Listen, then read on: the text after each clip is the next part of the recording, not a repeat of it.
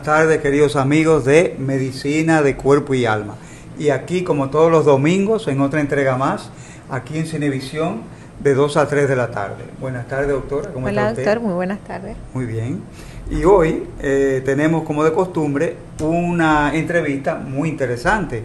Es una especialidad que quizás nunca habíamos traído al programa. Y se trata de un médico anestesiólogo. Así es. Quien es muy conocido con la doctora Albaluz Rodríguez. Se trata del doctor... Es amigo y hermano, el doctor Jonathan Castro. Jonathan Castro, médico anestesiólogo, quien nos hará y nos disertará un programa muy interesante sobre todos los temas que abarcan la anestesiología y sobre todo cosas muy populares de la vida diaria de relación médico-paciente en anestesiología y intervenciones quirúrgicas, tratamiento del dolor, todo eso. Así que no se pierda, luego de la pausa, siga con nosotros.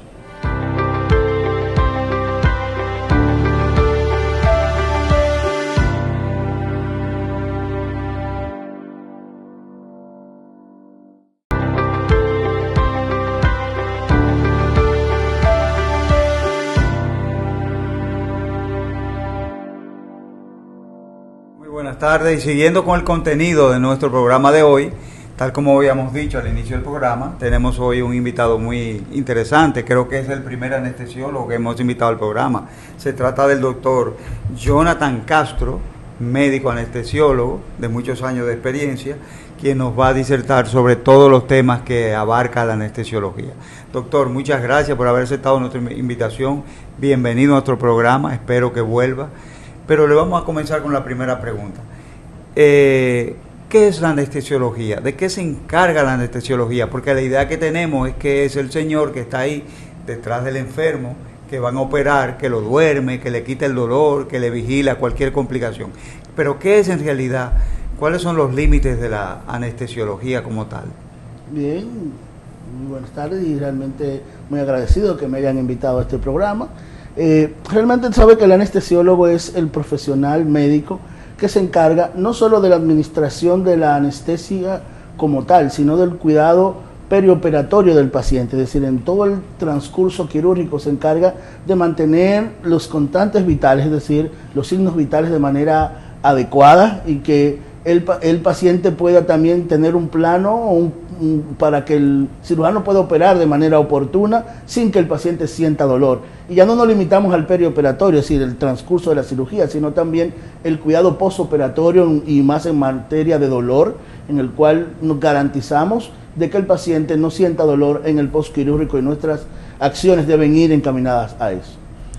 Bueno, quiero que sepan que el doctor Jonathan Castro, que es mi amigo personal, y aparte de eso es un excelente profesional, también es coordinador de residencia de anestesiología, es un médico muy capacitado y muy querido por nosotros, y que gracias a Dios que accedió a venir, después de mucho yo insistirle, gracias a Dios vino a esta aquí a Medicina de Cuerpo y Alma, formar parte del staff médico que viene aquí a este programa.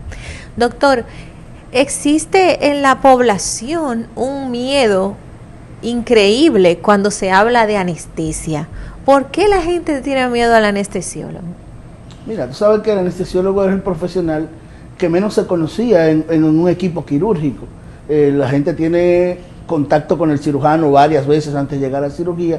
Sin embargo, antes el anestesiólogo era la persona que tú veías el último día. Además, se entendía que como tú administras medicamentos y cosas que pueden hacer cambios en el sistema, son los que te pueden llevar a la muerte, y el paciente entendía, primero, que las técnicas quirúrgicas de usar agujas grandes, ese tipo de cosas, lleva a que él entiende de que eso le va a producir dolor y que los medicamentos lo pueden matar. Es más, cuando algo pasa dentro de un quirófano, lo primero que se preguntan, ¿lo pasó de anestesia?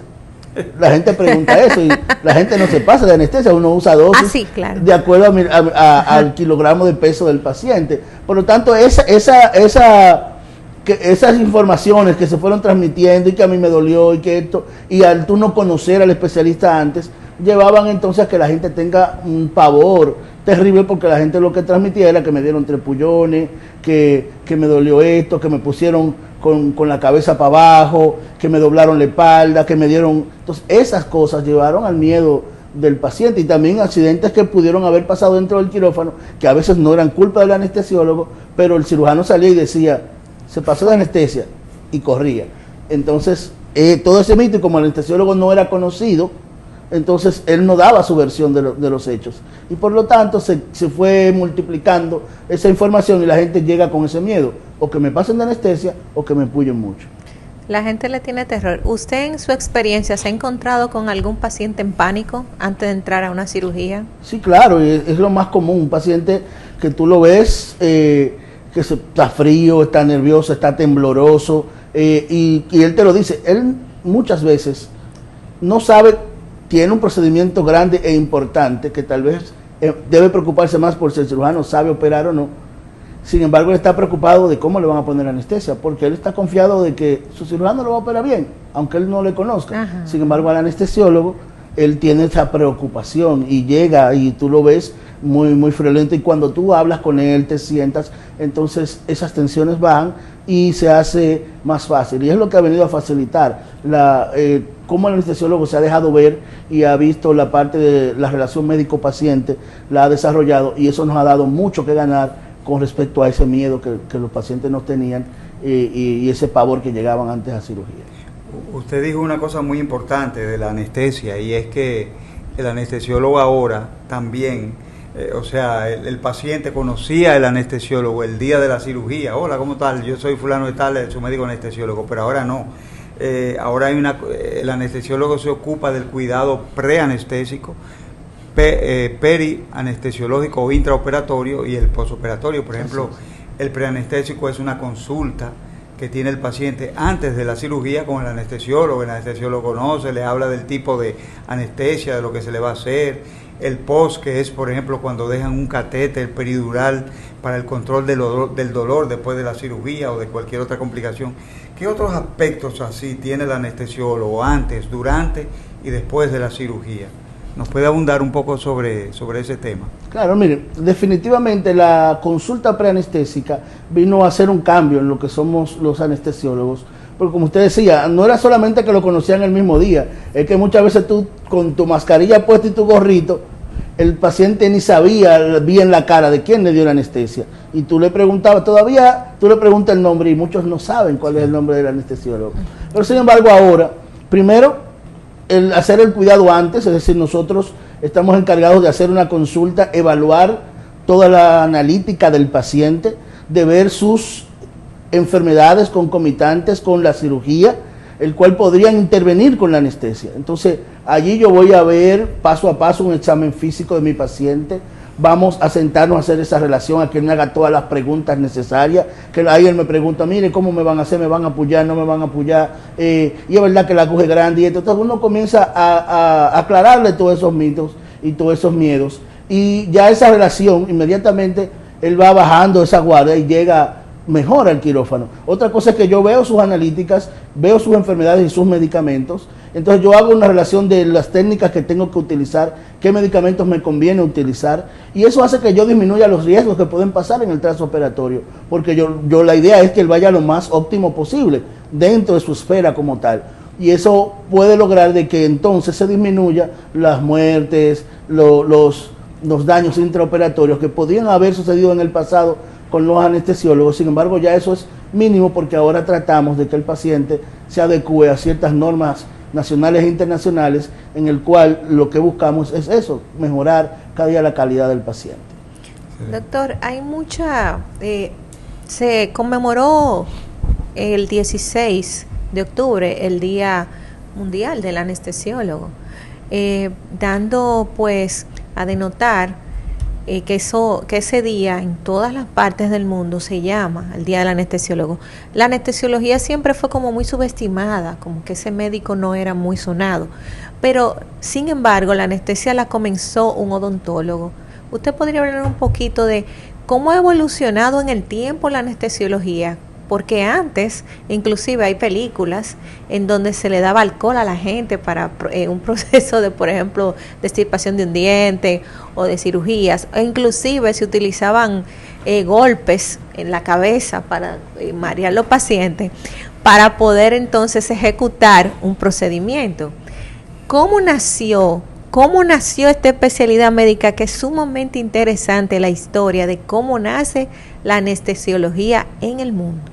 Bien, es interesante reconocer de que en la historia, siempre cuando leemos documentos antiguos, nos damos cuenta que dentro de las descripciones de las cirugías y de todo lo que es el avance médico, vemos que siempre hay algo tal vez relacionado con la anestesia, como los mesopotamios tienen algunos descritos de cirugía donde se veía de que había una esponja que se le ponían algunas plantas como mandrágora, como derivados del opio, y esa esponja se le ponía a oler al paciente y se provocaba un poquito de sueño y se podía más o menos operar el paciente. Se registra presiones en las yugulares donde cuando el paciente perdía la conciencia, entonces ahí lo operaban, como tú dices, el coma etílico, es decir, le daban alcohol al paciente hasta que se emborrachaba, entonces ahí lo podían operar. Otros le daban un golpe y allí después del golpe lo operaban, y es por eso que la estadística de muerte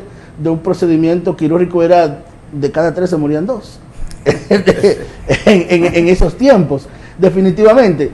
Cerca de 1840, más específico, el 42, comienzan a darse las primeras historias de personas que descubrieron algunos gases o que vieron algunos gases, cualidades que se podían utilizar para la anestesia.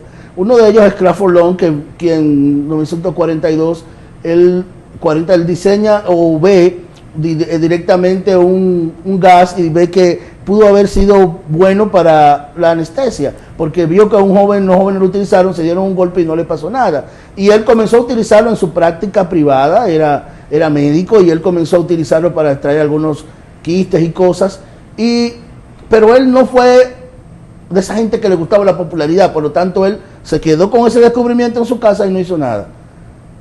1844, Horace Wells, que era un odontólogo muy importante, va un día a una de esas celebraciones que se hacen en los pueblos, y es una celebración del Festival del Gas de la Risa, y él ve que hay unos jóvenes jugando, y uno de ellos se da un golpe en una pierna, se corta, y él siguió haciendo la actividad. Y dice, pero esto ¿qué pasó? Y cuando comienza a preguntar al joven, se le acerca y dice, no me duele, dice, pero yo puedo usar esto para extraer mis dientes. Es más, él inmediatamente al otro día hace una extracción de dientes de él mismo, se dejó que un odontólogo le trajera un molar, y de allí comienza a utilizar este gas para sus pacientes. Él cuadra una presentación en Boston, en el Massachusetts General Hospital, y allí hace una demostración con un estudiante. ¿Y qué pasó? Que al sacar el diente el paciente se quejó, y entonces allí quedó en ridículo, porque él quería hacer una demostración pública de que eso funcionaba para anestesia, un gas que él vio que era el éter en ese momento, y decía, bueno, allí fue, imagínense, entre los más grandes profesores de medicina haciendo una demostración y quedar mal, quedó en ridículo. Él comenzó a deprimirse, se alejó. Es más, el paciente después dijo que realmente a él no le dolió, sino que los jalones lo hicieron sentir un poco incómodo, y que por eso él gritó, pero que él no tenía dolor, pero ya el descrédito estaba. Pero uno de sus estudiantes, William Morton, comenzó a ver esto, a estudiar más las cualidades. Dice que se auxilió de un profesor de farmacología para ver las propiedades del gas como tal, y entonces él sí comienza a usarlo en sus pacientes, y luego hace una demostración pública el 16 de octubre de 1846, y donde fue en el mismo escenario donde lo hizo Horace Wells, que había sido su profesor, y de allí nace lo que es la primera demostración pública efectiva de la anestesia, y es por tanto que ahí se celebra el Día Mundial de la Anestesiología ese día, porque él pudo hacer una demostración, y por eso te va a haber una discusión entre los anestesiólogos. ¿Quién es el padre de la anestesiología? Horace Wells, quien es que descubre el gas, o Morton, quien es que hace la primera demostración pública efectiva de la anestesia como tal. Ya después de allí hemos crecido en el uso de muchos fármacos, comenzó allí a usarse otros diferentes como el cloroformo y otros gases que comenzaron a probarse sus cualidades anestésicas, y fueron utilizados y propagados por todo el mundo, y hasta llegar a la reina Victoria, que se le hace una analgesia obstétrica para parir al príncipe Leopoldo bajo los efectos del cloroformo. Es decir, que se popularizó y hasta lo que tenemos el día de hoy. Pero realmente Morton es a quien se le da el nombre. Exacto, es a quien se le da todo el crédito. Todo el crédito fue a Morton. Es así. Doctor, cuando usted habla del gas, porque Morton utilizó el éter, ¿verdad? ¿Eso era alcohol etílico? Lo que dio Morton para hacer la anestesia. No, bueno, era el éter es más o menos un derivado, pero recuerda que ya es un líquido que se puede convertir en gas como tal y de allí. Como un gas. Y sea, ahora mismo es un gas per se que se empaqueta en bombonas y muchos consultorios lo utilizan y más en otros países como parte de su asistencia para darle analgesia a los pacientes para hacer extracciones dentales. Muchos odontólogos se entrenan usando ese. Usted mencionó el gas de la risa, pero yo he escuchado pacientes que han tenido procesos quirúrgicos que dicen que dijeron toda la verdad durante la cirugía, que hablaron mucho y que existe una supuesta anestesia de la verdad. Eso es cierto, que hay un medicamento que cuando se le pone al paciente, usted le pregunta lo que sea, el paciente responde. No, lo que pasa es que los anestésicos, muchos de ellos, tienen desinhibir algunos centros cerebrales como tal. Y podría ser que el paciente traiga recuerdos, pueda desinhibirse de algunas cosas que tiene y el estar en un periodo del despertar, un trance, tú puedes hacer preguntas y tal vez te contesta. En la Guerra Fría y en esos años se utilizaban algunos anestésicos para interrogar. Entonces lo que se hacía era que se daban subdosis de medicamentos, se le ponía un goteo de esos medicamentos para que él entrara en ese trance y hacerle preguntas y sacarle información del batallón enemigo. Y entonces sí, realmente, por eso se le llamaba la anestesia de la verdad, porque esos medicamentos se utilizaban con esos fines. Doctor, y la burundanga, que en realidad es escopolamina, un derivado, es un atropínico, que la persona pierde la voluntad y se absorbe por la piel, te dan un papelito empapado en esta sustancia, te lo llevas a la boca, te pasas la mano por los ojos y el paciente entra como en un trance y lo llevan al banco y firma, sacan una cantidad. Se ha visto muchos atracos y robos con esta sustancia. Se llama burundanga vulgarmente, pero no es nada más ni nada menos que escopolamina, claro, que es un atropínico. Es un medicamento, es así, es un medicamento que nosotros lo usábamos mucho para el efecto anticialagogo, es decir, se quedar la boca para el procedimiento quirúrgico, que no haya saliva no, y que los pacientes que hacen broncosecreciones. Y secreciones y eso, y era muy efectivo. Sin embargo, la gente que hace el mal busca la forma, ¿verdad? Buscar la forma de resecarlo y hacerlo, y realmente al ser una mina cuaternaria se absorbe rápido y pasa al sistema nervioso central y por tanto puede darte un estado de letargo que tú no sabes en el momento que absorbiste el medicamento. No recuerdas qué hiciste, qué no hiciste y responde a órdenes de otra persona y es muy común para hacer eso. Eso es cierto, que se puede atracar con burundanga. Se puede hacer, eso es así. Lo hacen. Y lo hacen, es un común de cada día. Tuve mucha gente que le ha pasado y es por esas acciones del medicamento. Eso es se usa mucho en Sudamérica. En el país he oído historias, pero esa sustancia es muy usada en Sudamérica por los maleantes, para hacer atracos y eso, y robos. Eso es así. Doctor, con respecto a los mitos que se tienen con la anestesia, hay personas que dicen que después de que, por ejemplo, las mujeres que han dado a luz por cesárea y que la anestesian, dicen que jamás se vuelven a sanar de ese pullón de ahí atrás. Y todo lo que va con respecto a un dolor de espalda, dicen que fue después de que lo pullaron con la anestesia. ¿Es cierto que después de un procedimiento que ustedes introducen medicación en la columna, la gente se queda con dolor crónico de esa área? No necesariamente. Los libros describen las lumbalgias no más de 2 meses o 1 mes y medio después de haber dado un procedimiento. Y no es asociado directamente a que fue una aguja en la espalda, sino a varios procesos como la relajación completa de la musculatura lumbar y torácica, que hace que la columna se aplane más de la cuenta y pierda sus curvaturas. Y por lo tanto, después los músculos tienen esa tensión. Además, el estar acostado en el tipo de cama rígida y ese tipo de cosas. Las embarazadas tienen un ente adicional que es la modificación de la curvatura con la barriga, y eso hace el crecimiento del útero, y por lo tanto ese dolor se añade y son partes. Así que cuando tú valoras es algo multifactorial, es decir, no podemos decir que es solamente por que es la punción de la aguja como tal, sino que son muchos factores que intervienen en que el paciente tenga lumbalgia y no es directamente por la punción de la aguja.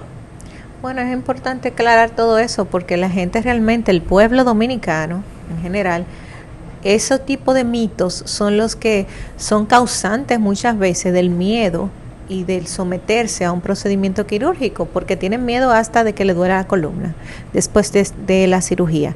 Entonces, doctor, decirle al pueblo, a la gente que nos ve, que no tenemos que tenerle ese temor a la anestesia, que muchas veces el paciente ni siquiera piensa en el procedimiento que se va a realizar, ni le importa el proceso del cirujano, sino que va con pánico, en buen dominicano, paniqueado a su procedimiento.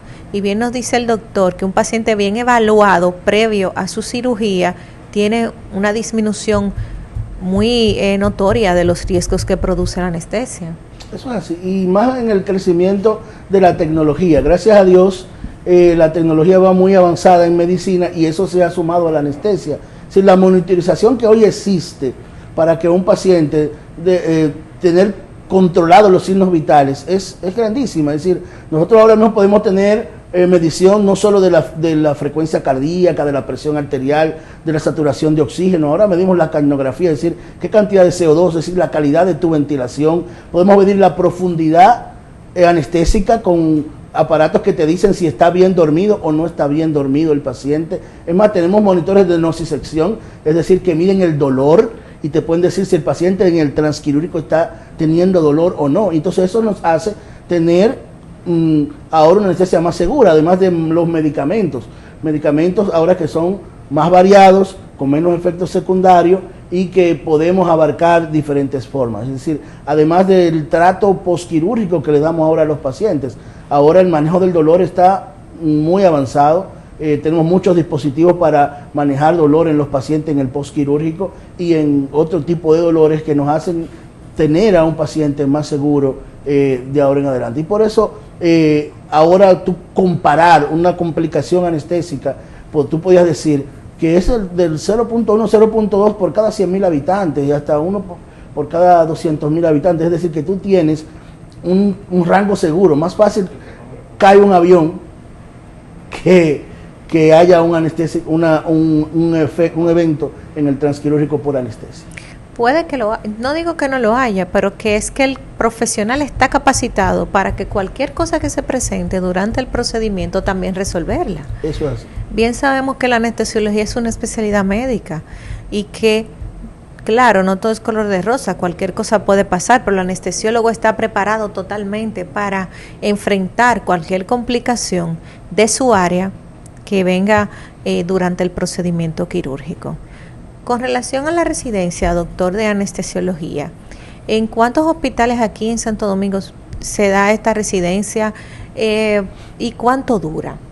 Bien, mira, muy buena pregunta. Realmente sabemos que es una especialidad médica, es decir, que la gente muchas veces entiende que el anestesiólogo no es médico, tiene que hacer graduarse de médico general, hacer sus 6 años en la universidad y luego hacer una especialidad médica de 4 años. Entonces dura 4 años de especialización en anestesiología. En el país ahora mismo tenemos alrededor de 26 escuelas de anestesiología. Wow. El gobierno ha abierto escuelas en los pueblos donde no habían, como Barahona, San Juan, Azua, Higüey, San Pedro de Macorís, San Cristóbal, que eran lugares donde no habían escuelas. Las escuelas se concentraban en Santo Domingo y Santiago. Ahora tenemos en diferentes lugares, San Francisco de Macorís, La Vega, tienen escuelas de anestesiología, en las cuales cada año se van graduando cerca de 100 a 120 anestesiólogos cada año. Es decir, que hay un crecimiento muy interesante. ¿Y tienen una sociedad? ¿Cuentan ustedes con una sociedad de anestesiólogos? Ya que hay tantos, me imagino que dentro de la regulación también tienen su Sociedad Dominicana de Anestesiología. Claro que sí, tenemos un gremio muy unido, que ya tenemos cerca de 54 años dando servicios a los anestesiólogos y luchando por por lo que son los intereses también del anestesiólogo como tal. Ahora mismo pertenezco a la directiva, soy el secretario científico de la sociedad, la doctora Karina Williams es la presidenta de la Sociedad de Anestesiología, y realmente hacemos un trabajo científico y gremial, es decir, logramos buscar posicionar mejor al anestesiólogo, pero también luchamos por el crecimiento científico de nuestros agremiados, de que se continúen actualizando, que continúen buscando la formación y cómo ayudar a esos nuevos anestesiólogos que van creciendo en las residencias para que cuando salgan también sean un profesional competente y que pueda ayudar a la población. Excelente, excelente. ¿Qué puede contraindicar que un médico se haga anestesiólogo? Bien, mira, es una pregunta interesante y porque casi nadie piensa en el perfil de esa persona. De la persona cuando va, sino que yo quiero ser anestesiólogo y ya. Puede surgir que, por ejemplo, alguna gente diga, lo voy a coger suave. Muchas veces podemos ver, por ejemplo, videos de TikTok o en redes sociales donde el anestesiólogo está como muy relax durante el procedimiento y el otro está fajado. Entonces, llama la atención tal vez que eso mande un mensaje de que el anestesiólogo se lo va a ganar fácil. Porque imagínate, con lucha. Entonces, mi pregunta es, ¿qué cualidad debe tener esa persona que va a aspirar a esa área de la medicina tan compleja, tan difícil como es el área de ustedes? Muy interesante. Mira, a nivel mundial, la anestesiología es una de las especialidades que tiene un tiempo de retiro más corto que otras especialidades. Porque por el área de la presión que se ejerce, del estrés que se ejerce como anestesiólogo. Porque tú estás en un momento de tensión constante con los pacientes por las emergencias, cómo resolverlas, porque unas especialidades se trabaja paso a paso, viendo el avance del paciente, pero nosotros los eventos que pasan ahí y hay que resolverlo ahí obligatoriamente. Es más, a veces ni porque haga un evento, sino porque pongo un medicamento, hace cambios y yo tengo que estar pendiente a esos cambios, contrarrestarlo para mantener el paciente en el mejor estado posible como tal, porque todo lo que yo haga va a hacer algún cambio en el organismo. Yo tengo que estar compensando ese cambio en el organismo. Por lo tanto, es una especialidad que genera tensión. Es una persona que no tolera la tensión, una persona que tiene rasgos adictivos, que eso es otra cosa. Hay rasgos que pueden llevar a una persona que se hace perfil psicológico y psiquiátrico y te dice que es una persona que tiende a que pueda usar medicamentos en el futuro o algo. Es una persona que no debiera elegir una especialidad donde tiene un rango de medicamentos a la disposición, muchos de ellos controlados y que pueden crear adicción.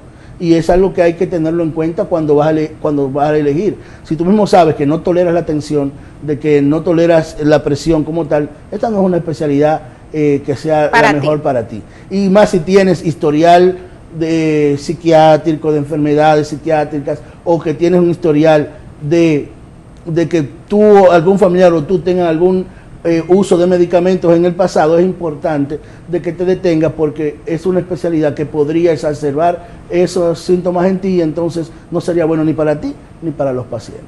Eso es muy importante porque en verdad las personas que tienen acceso a ese tipo de drogas o medicamentos tienen una responsabilidad muy grande, porque imagínese usted que el anestesiólogo utilice alguna sustancia viendo un paciente, es un tema. Entonces ustedes como coordinadores de residencia, cuando evalúan a un aspirante a su especialidad, imagino que eso lo han de tomar en cuenta. Si tiene inclinaciones, y aunque saque 100 en los exámenes, ustedes verán un perfil para poder entrar a su especialidad, a su gremio. Porque no todo el mundo, señores, puede ser anestesiólogo. Eso no es verdad. No todo el mundo puede entrar a ese mundo. Que todavía Salud Pública no tiene establecido entre los requisitos para entrar a una residencia los exámenes psiquiátricos y psicológicos de los participantes, que debiera ser obligatorio. Sin embargo, las escuelas lo que hacen es que inmediatamente entran, ellos piden una evaluación y en los residentes que entran, y también se busca de que si uno ve inmediatamente algún perfil que te lleva a esas cualidades, entonces tú inmediatamente lo refieres y te ayudas del Departamento de Psiquiatría y Psicología del hospital y lo van trabajando de manera continua. Al igual que se le pide lo que son las pruebas de dopaje a los residentes como tal, se hace una conversación con ellos, se le hace la conciencia de poderlo hacer libremente y se les pone a firmar documentos en los cuales se le puede hacer diferentes pruebas para tenerlos pendientes y monitorizados, y eso le garantiza de que uno en cualquier momento puede hacer estas pruebas y puede tener monitorizado a los residentes para evitar que lleguen aún a esto. Y o a frenar el que pueda estar o no. El que puede estar o no. Exacto. Doctor, una pregunta. ¿Es cierto que los anestesiólogos y los intensivistas son las especialidades médicas que más tendencia tienen al suicidio? Es así, estamos dentro de las 3 especialidades y dentro de ellos también los psiquiatras. Que son parte de ellos, y es por eso los ambientes donde se trabaja, ambientes cerrados y de mucha tensión, generan este tipo de actitudes realmente. Bueno, estamos en Medicina de Cuerpo y Alma, vamos a una pausa comercial y después de la pausa continuaremos con la entrevista en la tarde de hoy con el doctor Jonathan Castro, médico anestesiólogo aquí en Medicina de Cuerpo y Alma. No se pierdan, volvemos luego de la pausa.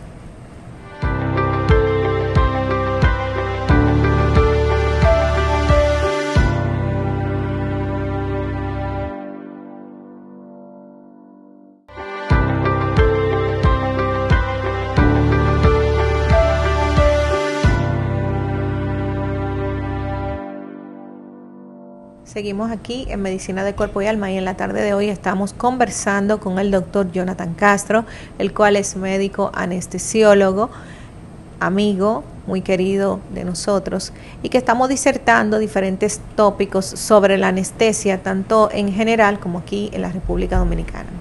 Señores, es importante, como mencionamos en la primera parte de la entrevista, el chequeo previo o la evaluación preanestésica para mejorar y garantizar un riesgo menor de complicaciones dentro de la cirugía y después de la cirugía, ya que el anestesiólogo tiene la capacidad total de poder decir si usted se puede operar o no, usted no se puede operar, así de simple, porque el anestesiólogo tiene un rol muy importante de su procedimiento.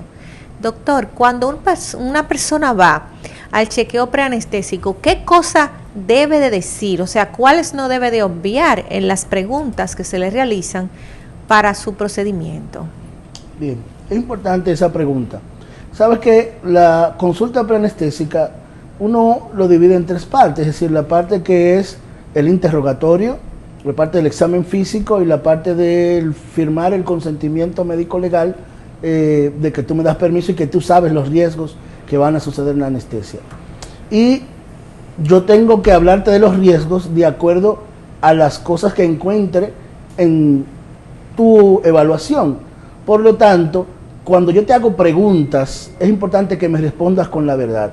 Como tu historial alérgico, es decir, tú tienes que decirme a todo lo que tú has hecho alergia en la vida, porque hay cosas como algunos medicamentos que se hacen con algunas sustancias proteicas como la lecitina del huevo, que podrían tener cierto componente alérgico, y si yo te pongo un medicamento derivado de eso, entonces podrías tú, si tú eres alérgico al huevo, desarrollarme una alergia en el transquirúrgico. Pero también tienes que decirme las enfermedades que has padecido.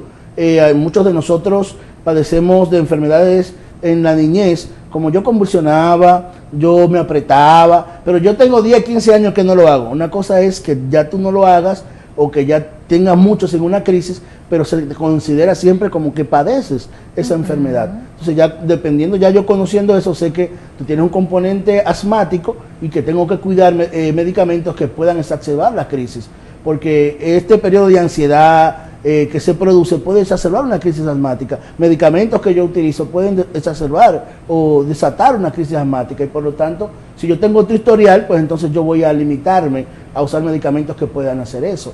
Otra cosa es qué cosas estás tomando. Hay gente que toma muchos medicamentos que son naturales o que toma muchos tests, muchas cosas, que no los registra, pero esos tests pueden también hacer cambios en el hígado, en tu función hepática, que es muy importante para nosotros para metabolizar, para que el cuerpo pueda usar esos fármacos y después desecharlo. Si nosotros no sabemos, entonces podríamos tener problemas después de no saber que lo que está causando que el paciente no se despierta era unos medicamentos que lo utilizaba. Además, muchos de esos testes y cosas aumentan el sangrado porque intervienen con el sistema plaquetario. Entonces, muchas veces tú tienes fármacos que los pudieras suspender o testes y medicamentos que tú tomas, y yo te digo, mira, no lo uses porque puede aumentar un sangrado en la cirugía, pero si tú no lo dices, ¿cómo lo descubrimos? Y más si tienes vicios. Si tú tienes algún vicio, usas alguna droga, usas el vapor, usas la juca, hay que decirlo porque son cosas que intervienen a nivel respiratorio, acciones que también van a actuar donde actúan los fármacos. Si tú usas marihuana, cocaína o alguna otra sustancia, entonces son cosas que van a interaccionar con mis medicamentos. Si yo te pongo medicamentos y entonces lo que puedo hacer es que se profundice más una dificultad respiratoria, de que el paciente pueda hacer un infarto o un paro cardíaco en el quirófano, todas esas cosas por tú no haber dicho que tú usabas fármacos y hace cuántos días usaste esos medicamentos. También si tienes algún tratamiento como tal psiquiátrico, hay gente que no entiende que sus fármacos que utiliza pueden interaccionar, y hay que decirlo, si tienes algún tratamiento psiquiátrico, porque muchos de ellos también pueden hacer que el metabolismo de algunos anestésicos sea más lento y también pueden interaccionar como tal. Entonces yo puedo profundizarte más en una acción de un medicamento porque tú usabas un medicamento que se parecía a la acción del que yo estoy poniendo. Entonces por eso hay que decirlo, todo este tipo de tratamiento. Hay que ser sincero. Hay que ser sincero. Hay que decirlo todo. Claro, porque es el momento donde es con tu vida que se está tratando. Y todo lo que tú ocultas es contra ti que lo estás haciendo, no contra el anestesiólogo. Y más si comiste o no comiste es otra cosa. La gente quiere comer y no lo dice, porque igual dura 2 días sin comer y se harta y te dice, no, yo no he comido. O se llevan y dicen, no le digas que comiste porque te van a suspender. No, tú tienes que decirlo para que el anestesiólogo sepa qué va a hacer. Una cosa es una emergencia con un paciente que comió, tú tienes que tomar medidas y tienes que operarlo porque es una emergencia. Ahora, si es un paciente que es programado, que no había necesidad de por qué hacerlo con el paciente habiendo comido, tú le das sus horas de ayuno. Entonces eso es importante para cuando estés bajo el proceso anestésico, no vengas a vomitar y vaya después, contenido de ese medicamento, se te vaya a los pulmones y entonces hagas una neumonía química o por medicamento. Y eso sí es un problema para ti porque la estadística de muerte de este tipo de eventos son muy catastróficas. Y ya no sería la anestesia, es omitir información. Exacto. Omitir información no te viste, hace más riesgo de que te vayas a complicar. Eso es así. Doctor, hay 2 complicaciones muy frecuentes, por lo menos se ven mucho, no son graves, pero se ven mucho después de la anestesia lumbares o regionales sobre todo, que son la cefalea posanestésica y la retención aguda de orina. ¿Nos puede hablar un poco de eso y por qué se produce y cuál es el tratamiento, sobre todo de la cefalea pospunción lumbar? Muy bien. Sabe que son 2 complicaciones muy comunes y más cuando son los bloqueos regionales, principalmente. La cefalea pospunción, la gente dice, se me fue la anestesia para la cabeza, es lo que dice la gente. No es que se te fue la anestesia a la cabeza, sino es que se hace una punción donde hay un líquido quien es el líquido cefalorraquídeo, que es el que amortigua el cerebro como tal. Ese líquido se comunica con la columna. Cuando yo pongo la anestesia regional con mi aguja, muchas veces se queda el orificio abierto. En vez de cerrarse o cicatrizar rápido, lo que hace es que se queda abierto y el líquido se pierde. Si se pierde ese líquido, pierde estabilidad del cerebro. Tracciona las estructuras del cerebro y provoca el dolor. Hay una vasodilatación importante a nivel cerebral y se produce ese dolor, que la gente lo caracteriza porque cuando él se acuesta no hay dolor, pero cuando se para a caminar, ahí está el dolor fuerte, con rigidez de nuca, a veces con náusea, con mareo, con dolor orbitario. Ese tipo de cosas, se puede hacer 2 cosas: manejo conservador, que es dar medicamentos que puedan contrarrestar líquidos para ayudar a la producción de líquido cefalorraquídeo, una buena hidratación. Se hacen analgésicos antiinflamatorios como dexametasona y también medicamentos AINES tipo diclofenac, ketorolaco, ese tipo de medicamentos que ayudan. Algunos medicamentos que ayuden a la contracción de los vasos sanguíneos, como la cafeína, que puede ser vía oral, también como la aminofilina, como la ergotamina, que se usa mucho para la migraña también, y se pueden utilizar también en estos pacientes. Pero muchos de los pacientes, para no decirte la mayoría, no ceden a veces al tratamiento y entonces hay que hacer lo que se llama el parche hemático. Cuando yo le doy al paciente todo este tratamiento y no cede, entonces tengo que hacer un parche hemático. ¿En qué consiste? Es sacar sangre del paciente, hacer una punción lumbar otra vez cerca del área donde se dio la anestesia anterior y ponerle 15 a 20 cc de sangre, y eso va a causar un sello, además de que aumenta un poquito la presión intracraniana y mejora el dolor de cabeza más de un 90% en menos de 10 minutos. Tuve el paciente que inmediatamente te dice, ya se me quitó el dolor de cabeza, simplemente con el parche hemático. La retención urinaria se da mucho porque hay una constricción de los músculos detrusores de la vejiga, y eso lo exacerba o lo aumenta el uso de morfina, que le ponemos como aditivo a los anestésicos. Entonces eso hace de que se contraiga, y entonces la vejiga, además de eso, hay una relajación de las fibras lisas de la vejiga. Entonces imagínense ustedes qué combinación: se cierra el esfínter, pero las fibras se hacen más suaves. Entonces ella se comporta como un reservorio más grande de la cuenta y retiene mucha orina. Eso puede darse con el uso de morfina, pero yo siempre digo que también se da por el mecanismo de los anestésicos y del bloqueo sin haber usado morfina. Por lo tanto, yo recomiendo la sonda en todos los pacientes que se le da anestesia regional hasta que pase el efecto del bloqueo. Entonces, hay que obligatoriamente sondear al paciente si ya se le ha retirado para que pueda salir, porque déjeme decirle, y hacerlo de manera lenta y paulatina, porque descomprimir la vejiga de manera rápida se han visto muchos efectos vasovagales, es decir, que el sistema parasimpático entra en acción y el paciente entra en depresión respiratoria, sí. Hasta se desmaya. Un evento. Hace un evento ahí solamente por descomprimir por la vejiga. Y también hacen hemorragia ex vacuo, porque al vaciar la vejiga muy rápida se rompen vasitos sanguíneos, las mucosas vesicales, hacen hematuриas, a veces bastante profusas. Eso es así, maestro. Es muy interesante. ¿En qué otras cosas hace el anestesiólogo? Ustedes han crecido en número, han crecido en especialidades en el país, pues ya tienen sus residencias establecidas y todo lo demás, pero entre las subespecialidades también ha habido avances, o sea, ustedes tienen también subespecialidades dentro del anestesiólogo, de la anestesiología. Qué buena pregunta. Mira, los anestesiólogos hemos crecido igual que la medicina, que es tan variada, ¿verdad? Y una gente no puede saberlo todo. Así mismo pasa, y las dos especialidades han ido haciendo lo mismo en anestesia. Miren que nosotros tenemos sus especialidades de anestesia pediátrica, que son anestesiólogos que luego se dedican solo a trabajar con niños. Gracias a Dios en el país tenemos 2 escuelas donde se forman anestesiólogos pediátricos, y lamentablemente es una de las únicas subespecialidades que se forman en el país. Las otras tenemos que ir fuera del país. Pero existen anestesiólogos obstétricos que solo se dedican a la obstetricia, existen neuroanestesiólogos, existen cardioanestesiólogos, es decir, que se dedican solo a neurocirugía, y otro solamente a las actividades cardiovasculares. Existen anestesiólogos intensivistas.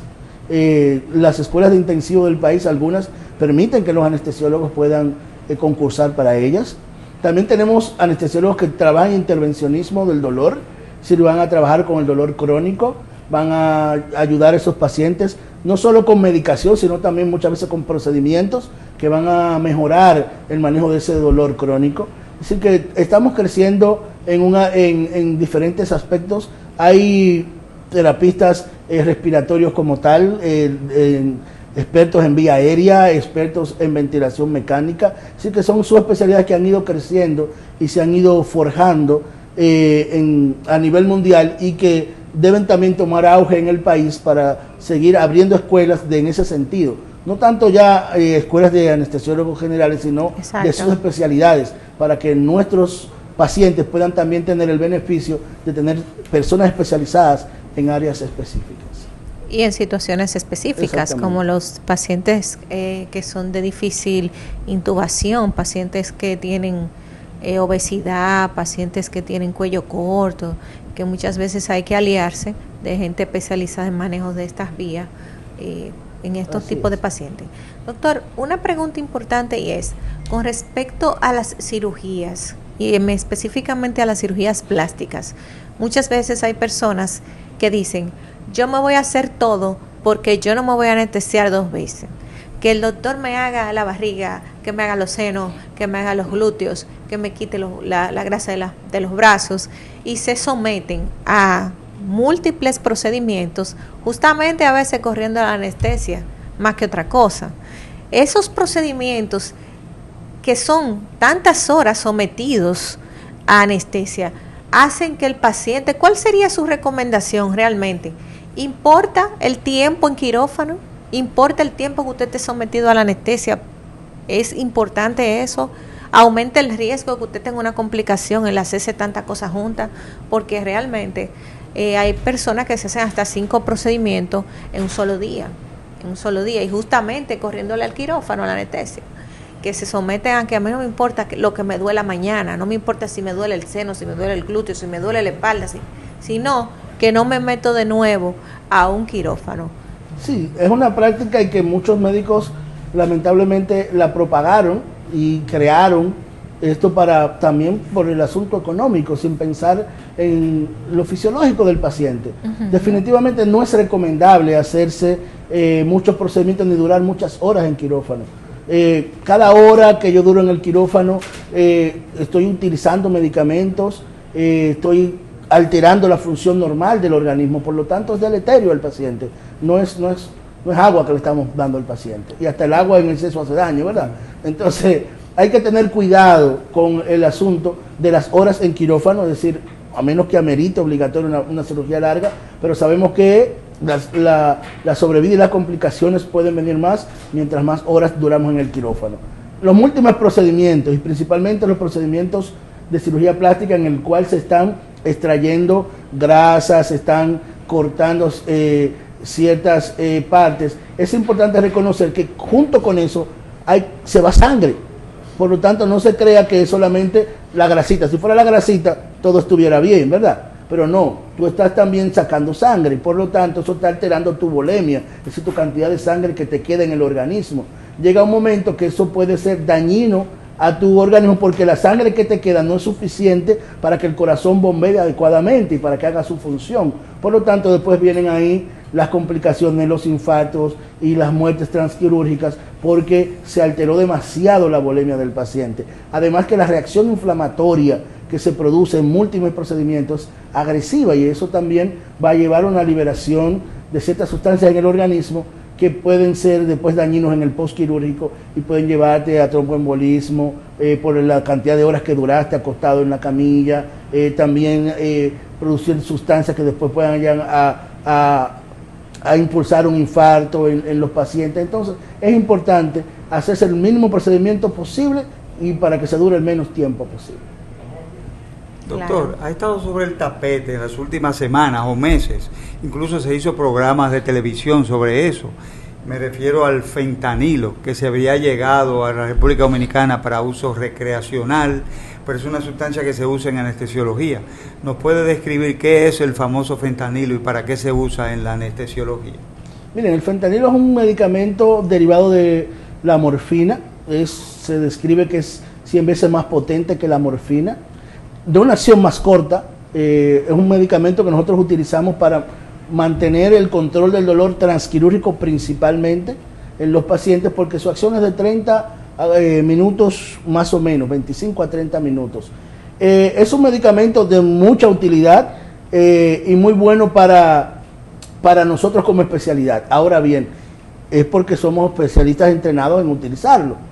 Ha venido, ¿verdad?, a crearse sintéticamente por ahí en laboratorios de una manera descontrolada, sin calidad. No es el mismo que utilizamos nosotros para el trabajo diario, no es el mismo medicamento.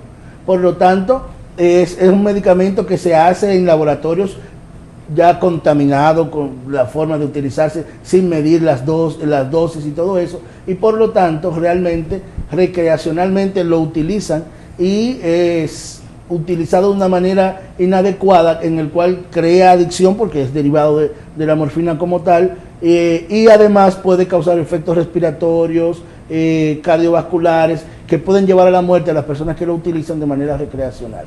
Y viene ligado. Sí, claro. Regularmente viene con otras sustancias. Con otras sustancias químicas que son las que se utilizan para reaccionarlo, para poder hacerlo. Y porque eso es lo nadie que va a decir que causa la muerte. dame fentanil. No, ellos lo ligan con otra sustancia. Eso es, y es lo que causa la muerte en los pacientes. Sí. Bueno, Bueno, doctora, excelente programa. increíble. Sí, sí, sí. Muchas gracias, doctor, por su presencia aquí tan explicativa y todo eso. Claro. Y gracias por aceptar nuestra invitación.